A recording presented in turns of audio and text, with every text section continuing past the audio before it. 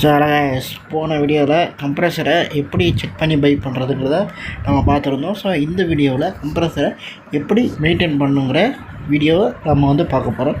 So அதாவது கம்ப்ரஸரை பொறுத்த வரைக்கும் நம்ம நிறைய விஷயத்துக்கு நம்ம யூஸ் பண்ணுறோம். ஆக்சுவலி நம்ம இங்கே பயிருக்காக தான் நம்ம யூஸ் பண்ண போகிறோம் அந்த கம்ப்ரஸரை. ஓகேங்களா? அதுக்கு ஏற்ற மாதிரி தான் நம்ம இந்த வீடியோவில் நம்ம சொல்லுவோம்.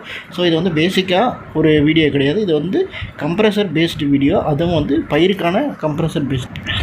ஸோ ஃபஸ்ட்டு என்னென்னு பார்த்துக்கிட்டிங்கன்னா, அதாவது கம்ப்ரஸரில் ஏதாவது ஏர் லீக் ஏதாவது இருக்கா, அப்படி இல்லையா அப்படிங்கிறத ஃபஸ்ட்டு செக் பண்ணணும்.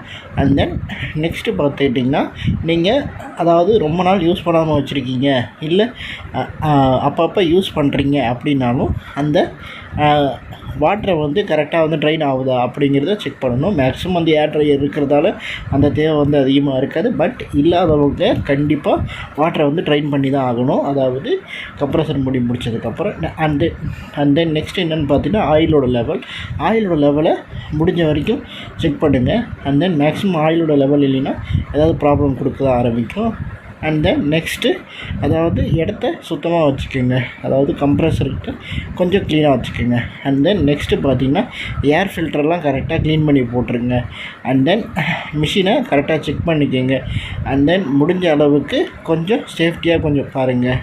அண்ட் தென் மந்த்லி பார்த்துக்கிட்டிங்கன்னா, அதாவது கம்ப்ரஸரை அதாவது ஏதாவது வைப்ரேஷன் ஆகுதா, இல்லை சப்ளை கரெக்டாக எடுக்குதா, இல்லை சப்ளை அதிகமாக எடுக்குதா, இல்லை கம்ப்ரஸர் கொஞ்சம் ஹீட்டாக இருக்கா அப்படிங்கிறது கொஞ்சம் செக் பண்ணிக்கோங்க. மேக்ஸிமம் ஹீட் ஆகிறது பெரிய ப்ராப்ளம் கிடையாது.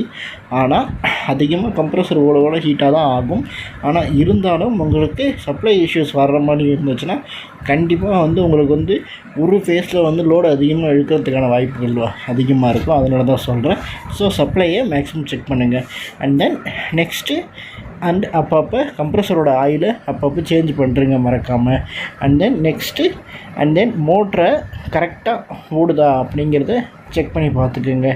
அண்ட் தென் வருஷத்துக்கு என்னடா, அதாவது கம்ப்ரஸர் கரெக்டாக இருக்கா, அண்ட் தென் அதான் நான் சொன்னேன், ஏர் ஃப்ளோ, டெம்பரேச்சர் இது எல்லாமே கரெக்டாக இருக்கா. அண்ட் தென் நாய்ஸ் லெவல், அதாவது கம்ப்ரஸரோட நாய்ஸ் லெவல் எப்பயும் போல தான் இருக்கா, இல்லை இந்த வாட்டி கொஞ்சம் அதிகமாக தான் கேட்குதா அப்படிங்கிறது கொஞ்சம் செக் பண்ணிக்கோங்க.